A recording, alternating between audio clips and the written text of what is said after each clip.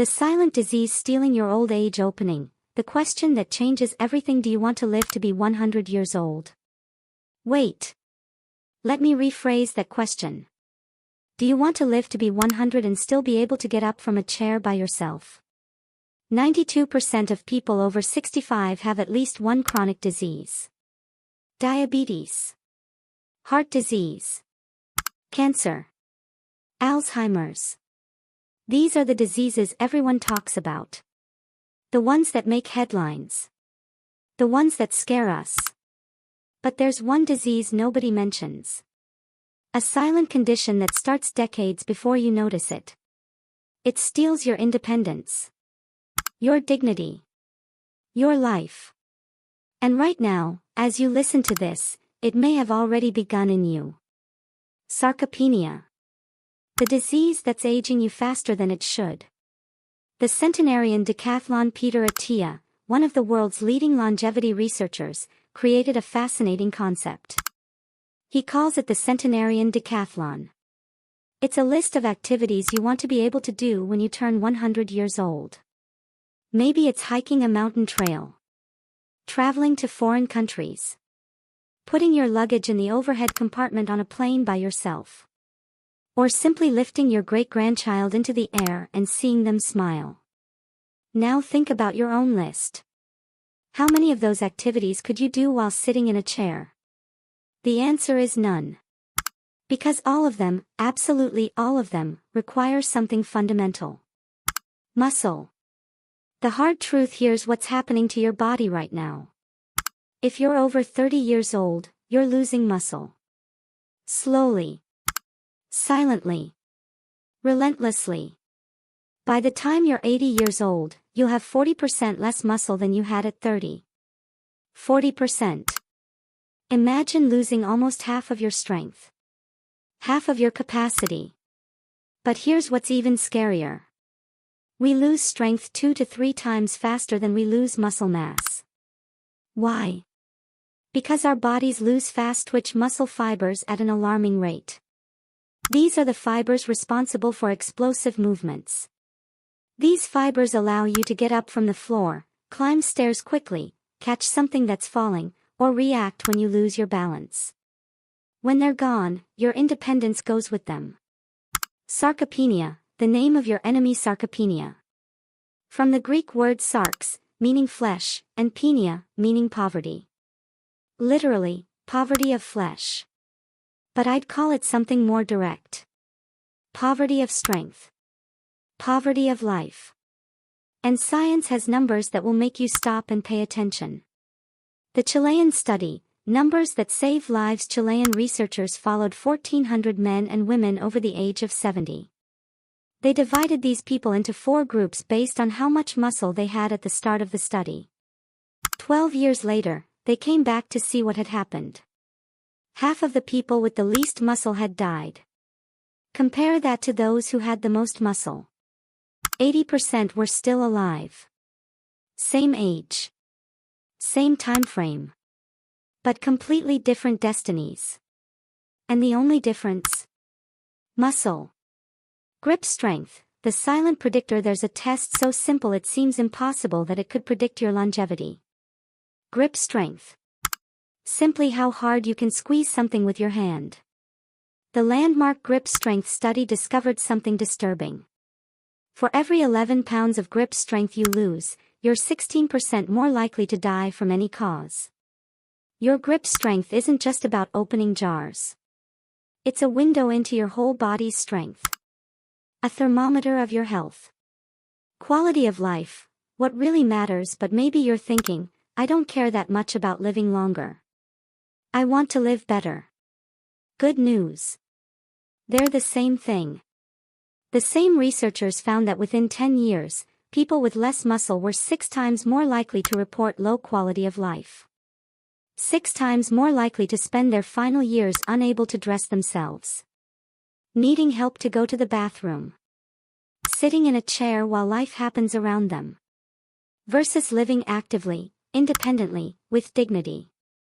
Lifespan versus healthspan. Peter Attia describes this perfectly with the concept of lifespan versus healthspan. Without intervention, our health begins to decline as we age.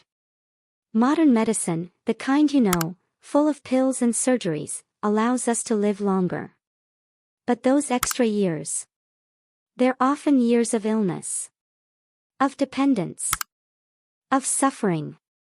But there's another path. Preventive medicine. Holistic care. Investing in health before problems appear. Living strong, healthy, and active for decades. And then, at the end, a quick decline. Live long. Die fast. The frightening speed of loss. Here's something that will shock you. Take a healthy man in his 20s. Someone who normally walks 10,000 steps per day. Now have him cut back to 2,000 steps. Drive instead of walk.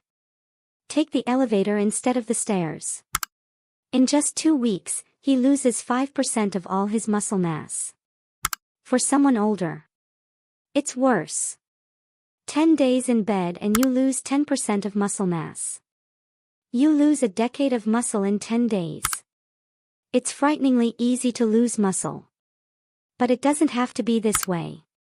The images that change everything. I want to show you 3 images. They're cross-sections of human thighs. Like taking a slice from the middle of the thigh and looking at it from above. First image. A 40-year-old athlete. Look at the amount of muscle. Dense, strong, solid. A bit of fat around the edges. Bone in the center. Second image. A sedentary 74-year-old. Shocking, isn't it? Fat everywhere. The muscle is marbled, infiltrated with fat, like meat from a cow that never moved. Now you might be thinking, well, that's age. That's how we all get. But then, third image. A 74-year-old athlete. Same age as the sedentary person. But which of the previous 2 does this thigh look like? The 40-year-old athlete. Almost identical. Age is just a number. Muscle is a choice. You can teach an old dog new tricks, but what if you haven't been an athlete your whole life? What if you're 60, 70, 80 years old and just starting now? Too late. Absolutely not. Researchers took people who were 84 years old. 84. And had them train their legs with weights for 12 weeks. Just 12 weeks. 50% stronger. 40% more muscle. In 3 months. At 84 years old. Your body wants to be strong. It's waiting for you to give the command. The question is, when will you start? The 2 golden rules for aging. Strong. After years of studying this. After working with hundreds of people over 50. After reviewing mountains of research, I've discovered that it all comes down to 2 fundamental rules. They're simple. But they're not easy. And they can save your life. Golden rule number 1, 100 grams of protein. Rule number 1. 100 grams of protein. Every single day. 40% of women over 65 don't consume even the minimum recommended amount. And you know what's worse? The official recommendations are a joke. The standard recommendation is 0.8 grams per kilogram of body weight. For a 150-pound woman, that's only 68 grams of protein. 68 grams might be enough to survive. But not to thrive. Not to stay strong. A study compared people who consumed 100 grams of protein with people who consumed 50 grams. The high-protein group lost 40% less muscle. Same age. Same activity level. The only difference? Protein. Eggs. Meat. Fish. Chicken. Dairy. My personal recommendation. Start your day with eggs. 2 whole eggs. Add some egg whites if you can. If you have trouble reaching 100 grams with real food, consider adding collagen powder to your routine. Protein isn't optional. It's fundamental.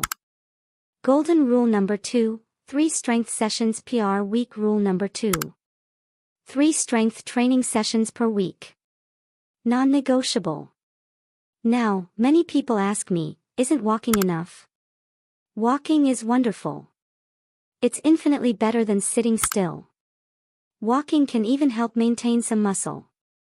But if you want to maximize your longevity, if you want to give yourself the best possible chance of living strong and independent, you need weights. Because training is about stress. You expose your body to controlled stress. It breaks down a little.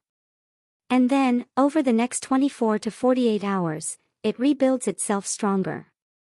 It's called the supercompensation theory of training. You get temporarily weaker after training. But then your body recovers and exceeds the previous level. That's when you train again. And the cycle continues. Stronger. Then stronger still. And stronger. Machines versus free weights. Now the million-dollar question. Machines or free weights? Both work for building strength. The science is clear on that. But let me give you an analogy. Using machines is like bowling with the bumpers up. You can throw the ball anywhere and it'll always knock down the pins. Using free weights, barbells, dumbbells, kettlebells, is like bowling with the bumpers down. You really have to understand and get good at throwing the ball. Strength training with weights forces your feet, your knees, your hips, your core, all of it, to work together synergistically like it was designed to. When you use machines, you can just work different parts of your body individually. Like someone in an orchestra who practices the trumpet alone. They never practice with the orchestra. When it comes time for the grand performance, they may sound great by themselves, but they're not going to sound great in conjunction with everyone else because they haven't practiced together. If we want our bodies to be able to work synergistically, like when we lose our balance and need to catch ourselves, or we want to lift something overhead, we need to train that way.